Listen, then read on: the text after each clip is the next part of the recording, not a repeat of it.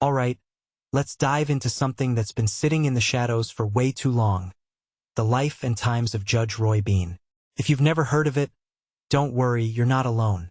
This 1972 Western comedy starring Paul Newman is one of those films that feels like it's been buried under layers of cinematic history. But here's the thing, it's streaming for free, and personally, I think it's worth your time. Not because it's perfect, but because it's a fascinating time capsule of its era, and a great example of how movies can age in the most intriguing ways. First off, let's talk about why this film feels overlooked. I mean, it's got Paul Newman, John Huston directing, and a screenplay by John Milius. That's a powerhouse combo. But here's where it gets interesting. The film's tone is all over the place. It's a Western, but it's also a comedy, and it's trying to be a prestige picture at the same time. That's a lot to juggle, and honestly, it doesn't always stick the landing. But what makes this really interesting is how it reflects the contradictions of its time. This was the early 70s, the tail end of the new Hollywood era, when filmmakers were experimenting with genre and tone in ways that don't always hold up today. Take the scene where Newman and Victoria Principal have a picnic with a bear. Yes, a bear. While Andy Williams' Marmalade, Molasses, and Honey plays in the background. On paper, it sounds whimsical, maybe even charming. But watching it now, it's a lot. Personally, I think it's a perfect example of how the film's aesthetic feels dated.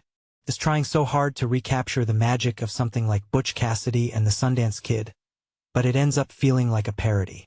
And yet, there's something kind of endearing about it. It's like the film is stuck in this weird limbo between being a serious Western and a goofy comedy, and that tension is what makes it fascinating. Now, let's talk about John Milius's vision for the film. Milius wanted to portray Roy Bean as this larger-than-life figure, a man obsessed with law and order, willing to do anything in the name of progress. He compared Bean to Lawrence of Arabia, which is a bold take. But here's where things get complicated. Milius's version of Bean is deeply problematic. I mean, the guy's basically a self-appointed judge who enforces his own brand of justice, often violently. And Milius seems to admire that. From my perspective, this is where the film's legacy gets tricky. In an era where we're reevaluating the glorification of vigilante justice, Bean's character feels uncomfortable. But what many people don't realize is that this discomfort is part of what makes the film worth revisiting. It's a snapshot of a time when these kinds of characters were celebrated without question, and that's a conversation worth having. What's really striking, though, is how Paul Newman manages to hold the film together. His charisma is off the charts, and he brings a depth to Bean that the script doesn't always earn. One thing that immediately stands out is how he balances the character's flaws with a sense of humanity. It's not a perfect performance, but it's a compelling one.